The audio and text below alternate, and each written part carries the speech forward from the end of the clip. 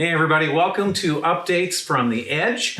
I'm Councillor Wade Cleveland and I am joined today by a friend of mine, Neil MacKenzie. He is the CEO of YASTA, Yarmouth and Acadian Shores Tourism Association. And it's 2022.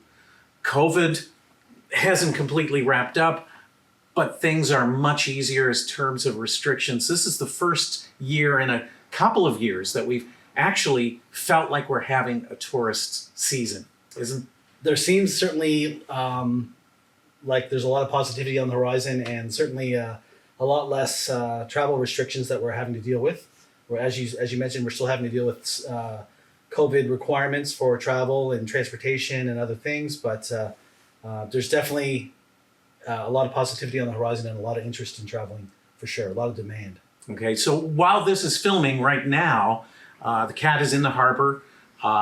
Things feel a little more normal. As far as the cat goes, that ferry, it's the first time in 3 years that we're going to have an actual season, which for me is extremely exciting because it brings so much, not just to Yarmouth and Acadian Shores, but to the entire province, really, doesn't it? Absolutely.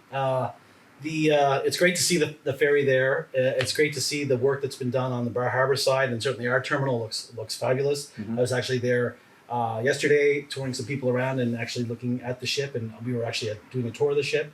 Everything's looking really great and coming together really nicely, and it's just an amazing thing to have this connection to the United States and to the Northeast U.S., which is such a vast market and a huge market for Yarmouth and Acadian Shores and Nova Scotia to exploit and to use and to utilize.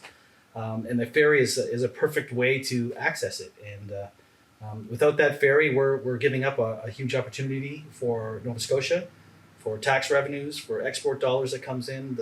A lot of visitors, for example, buy property and come and stay and create businesses, invest, etc. So tourism is often that first step. So having that connection back again is amazing. And as you mentioned, it really does benefit the entire province because, I guess depending on how we look at this, it's not always the Yarmouth and Acadian Shores that motivates people to get on that ferry. I'd love to be able to say that the only reason they're coming is to visit us, but that's just not the case. They're coming because of their love for Nova Scotia and what Nova Scotia represents to them as a brand. So places like Cape Breton and Halifax and the Valley and all these other beautiful spots in Nova Scotia really resonate with visitors in the Northeast U.S. and throughout that area. And they see Nova Scotia as a safe place, and that's what motivates them to get on the ferry. And when they do, and they come to Nova Scotia, they stay for 7+ days. They spend on average per party about $2,500, and they spend that money throughout Nova Scotia. And we also gain from that because we're getting them here for a few days, and we're trying to build that as much as possible so that we end up keeping them here as longer, and that they spend more money and they stay in our hotels and go to our eateries and do all our tourism experiences we have in the area. So now it's amazing. Those numbers you just gave, those are quantifiable, measurable, factual numbers, right? Could you repeat those again? Because they're large. Well, the depending on who you ask, so there are varying channels of data that flow through. Often where we gather our information is from Tourism Nova Scotia or from the ferry themselves. Certainly the ferry was at one point reporting the passengers numbers, but the ferry wasn't reporting on, like, for example, passenger spend, which is what we really care about. We want to know, how many people are coming, of course, but where are they staying and how much are they spending when they're here? And that data that we have seen has shown us that it's approximately $2,500 plus dollars per party that comes over and spends money throughout the province. So it's a real return on investment. It is an expensive thing to have this link, but any investment, like an airport, for example, in Halifax or Cape Breton, which are critical pieces of infrastructure as well for those places, they need investments because the return on that investment is justified by the amount of people that come and what they spend. Right. So again, we are so lucky to have the access to the United States. Many places in the world would love to have direct access to the United States of America to sell them anything. Many countries are trying to get products to the U.S. over vast distances, and we're 3.5 hours away by a high-speed ferry, and we should consider ourselves extremely lucky to have that access and have a government who's committed to investing in it and maintaining it, and a community that's leveraging it. So it's really great. So that in and of itself is a very exciting piece of the puzzle to start off this tour season. But we have something huge on the horizon in June, and it's TMAC, the Travel Media Association of Canada, right? Is that right? That's correct, yep. Tell us a little bit about TMAC, what they do, and why they're coming. Sure. Well, TMAC, Travel Media Association of Canada, is a national group in Canada that is a conglomerate and a group of media professionals. So some of them may be past colleagues of yours, but they're journalists, videographers, photographers, online influencers, bloggers, writers. So for example, we have a few local folks around here. Sandra Finney is actually a member of the Travel Media Association of Canada. She's a local writer.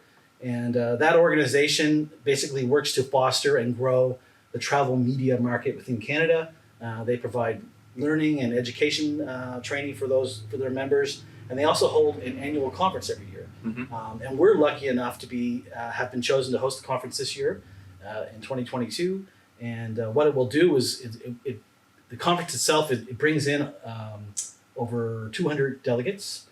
That's a combination of travel media, so like all those people I mentioned before, and also industry professionals like myself. So people that might be representatives from like Destination Victoria or something like that, or other places around the country.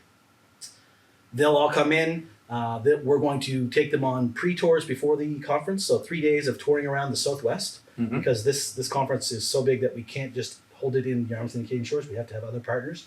So we have over 80 partners, including Parks Canada, Bay Ferries, Tourism Nova Scotia, ACOA, the province of Nova Scotia, and many, many other partners around the region. Digby Pines is a partner, and all of those places will be incorporated into pre-tours that we'll do before the conference and post-tours that we'll do after. And then we have local tours during the conference, and then during the conference we also have what's called a media marketplace. So that's a situation where I would sit down with a writer if I was a destination, and I would pitch story ideas to you in a way to try to get you to come to my destination and write about our waterfalls or some other experience.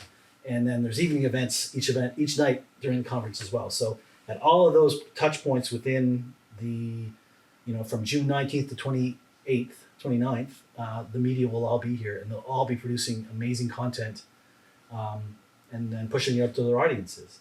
So I like to think of it this way. We often leverage influencer marketing every year. We work with influencers. You might have seen some of the content that's been produced from the area that's produced by influencers. Well, those are partnerships that we work with them, or travel writers. But we usually only work, when I look back over the years of how many people we work with, we often work with maybe 10 a year. That would be a busy year. And we're getting over 90 in 2 weeks. Coming. Right, so we're getting about 10 years worth of marketing value in a week. And so, and the conference itself is going to fill hotel rooms and do all the things that normal conferences do. So that's a great thing for the region. But the real benefit of this conference is the media value. So it's going to generate all this content that if we had to pay for would be, we never could afford. So there's a real opportunity and a real advantage to having this event here. We're a small destination to be able to host such a large event, so we've had to really bring in a lot of partners to make it happen, and we're really lucky that we have that. But if I think of one of my past colleagues in Cape Breton, Mary Tull, who used to run Discover Cape Breton, or Destination Cape Breton, sorry.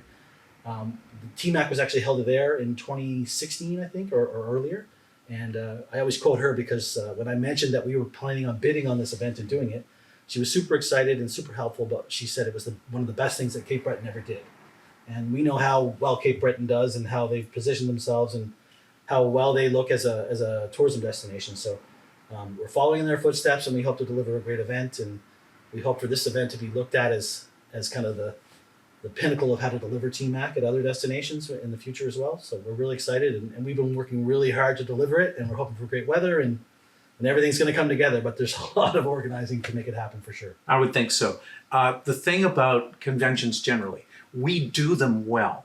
We always do. And I think most people off the street would say that. They would say, when we hosted the World Junior or whatever we've done, we have a certain kind of hospitality that always manages to put our best foot forward.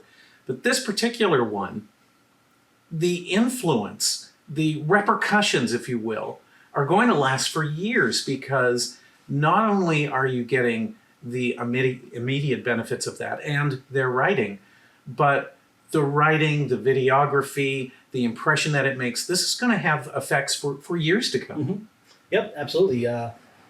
Part of being a member of TMAC is you have to be, vetted to be a travel. So you have to be somebody who's actually producing work, quality work, and you have to be somebody to come to this conference. You have to register to come to the conference, and actually part of the requirement of being at the conference, if you're a travel media person, is to actually you're required to produce work from all the tours or things that you're on. So once we've established the work from, once we've established the tours that they'll be going on, a lot of them have already reached out to media outlets to pitch the stories, and some of them have already sold stories. So some of these folks are already coming to Yarmouth and Acadian Shores with stories that they're going to write that are already sold. So the impact's going to be vast. It's going to be in traditional print media. It's certainly going to be on digital media and other channels as well. So, and it's going to be something that's going to roll out over time. Absolutely. So something we can leverage moving forward. Absolutely. So that's the start of our tourist season in 2022. And there's more to come, actually. And we're starting to run out of time for this particular video. But Neil, can I get you to come back maybe in 2 or 3 months, and we could talk again about things that are coming on the latter part of the tourism season? I'd love to. Yeah. Hopefully we'll be able to meet and talk about how well things have gone and how things continue to go well. Absolutely. Yeah. Best of luck, and we'll talk soon. It's Neil MacKenzie from YASTA, Yarmouth and Acadian Shores Tourism Association. Thanks for listening. We'll talk again.